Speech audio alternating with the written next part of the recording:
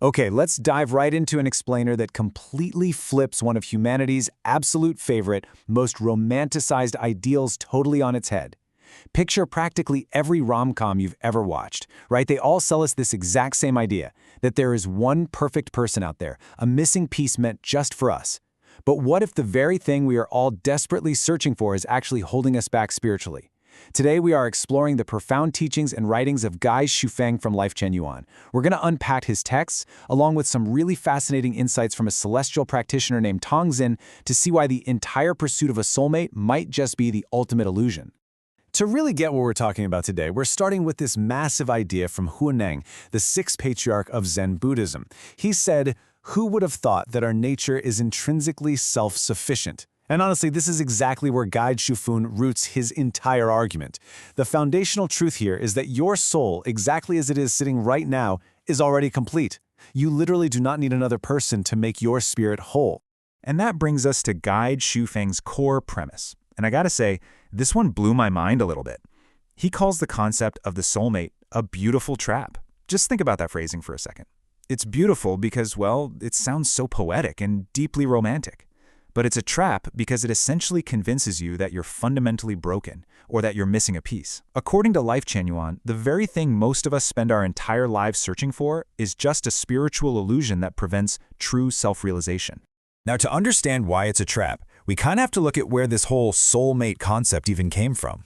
Guy Shufeng traces this back to Platonic spiritual love, which was really championed by the Italian Renaissance theologian Marsilio Ficino. It's this idea of divine intercourse, basically pursuing perfect spiritual communication and harmony while completely rejecting any physical intimacy. But Shufeng argues that both Plato and Ficino actually had a totally superficial understanding of sexuality and spiritual connection. Shufeng definitely does not pull any punches here. In his writings, he states that while the whole pursuit of a soulmate might seem super lofty and noble on paper, in reality, it is just a false and impractical spiritual and emotional anesthetic. It's effectively a drug. It's something we use to numb our own internal pain, rather than actually stepping up and curing the disease of our spiritual incompleteness. So, if it's not about spiritual elevation, why do we do it? Well, Shufeng identifies the real drivers of this quest, and they're deeply, intimately human. We're driven by feelings of loneliness and isolation. It comes from marital discord, or maybe the sting of singlehood after a divorce, or just this profound, heavy sense of spiritual emptiness. Seeking a soulmate is essentially an act of self-intoxication. It's really just a desperate attempt to escape our own vulnerabilities. This is where the philosophy really flips the script on how we view our desires. In the teachings of Lifechen Yuan, letting yourself be led by the desire for a spiritual companion is, at its core, no different than shallowly chasing after luxury cars or power, mansions, or social status. Both are just forms of external validation. You're looking outside of yourself to fix an inside problem.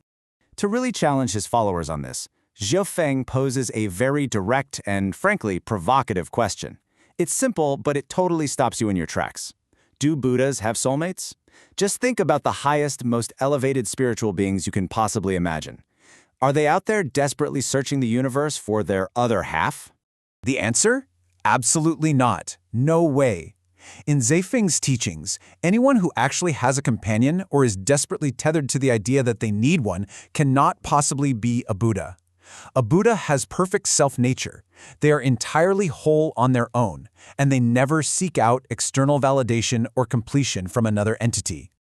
Zero. That is exactly how much external validation is sought by the super-celestial beings of the Celestial Islands continent. According to Lifechen Yuan, these highly elevated beings are intrinsically self-consistent. They perfectly balance yin and yang within themselves, which makes them completely androgynous in a spiritual sense. They have zero need for a missing piece, for the simple reason that there is no piece missing. So let's contrast these two very different states of being. On one side, we have human entanglement. We're seeking companions, creating deep attachments, and constantly clinging. On the flip side, we have celestial freedom. This is about leaving everything to fate, roaming freely and achieving that beautiful state where your mind just empties out the second an event passes. How can you possibly be unrestrained and free if you are deeply, constantly tethered to a partner? You just can't. Here is where Shufeng makes a hard pivot and drops a pretty controversial statement. Companions are actually obstacles on the journey of life's elevation. They entangle your footsteps. He teaches that the higher the level of the soul, the less need there is for companionship. In fact, he argues that the only ones who genuinely need a companion are incomplete souls and children who haven't grown up yet. There's this incredibly striking metaphor Zhe Feng uses in his writings. He says, if a life does not possess independent consciousness, the soul is a wandering soul, like a lost spirit in the wilderness, shouting aimlessly. He's basically warning us that the second you find a companion to lean on, your own self-nature shatters. The purity, the clarity, and the innocence of your independent self instantly become contaminated. And this actually translates into a literal roadblock for your spiritual journey. Imagine two of these wandering souls finally finding each other and intertwining. They might get a temporary sense of calmness, right? But it masks a huge danger. Their independent consciousness fails to ever fully form.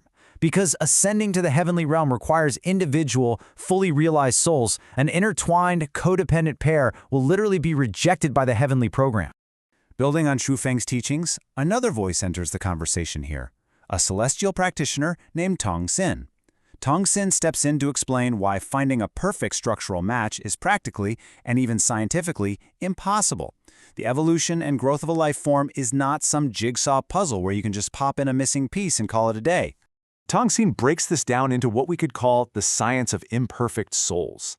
Think about it. You literally cannot split a snowflake perfectly in half. Similarly, imperfect human souls cannot perfectly merge. Sure, you might be drawn to someone operating on a similar frequency, but your fundamental structure cannot be changed by someone sitting at your exact same level of consciousness. Forcing two flawed, incomplete lives together doesn't magically make one perfect life. It just inevitably breeds brand new conflicts. This is maybe the most vivid image in the entire text, and it completely shatters the whole romantic illusion. Tong Xin writes, loneliness may prompt one to seek companionship, but a long-term, fixed companion is nothing more than two people hobbling along together. A soulmate might give you a quick burst of energy at first, but ultimately, they become long-term hindrances. You aren't soaring together. You're literally just limping side by side. Okay, so how do we actually fix this incompleteness? According to Life Chanyon, true structural completeness requires a totally different approach. First, you have to accept appropriate space and distance. Second, you rely on intrinsic, inner spiritual strength, meaning you have to address your shortcomings on your own.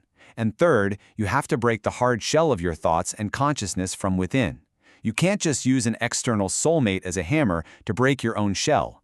Which, of course, brings us to the million-dollar question. If we aren't supposed to seek out a singular romantic partner to cure our loneliness, and if isolation is actively painful, what exactly is the Life Chanyon solution? Like, how do we live in this world while properly preparing for the next?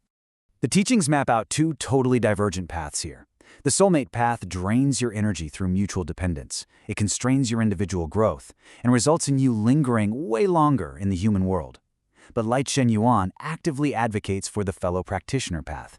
By finding a community of like-minded individuals, your energy is actually replenished through same-frequency resonance.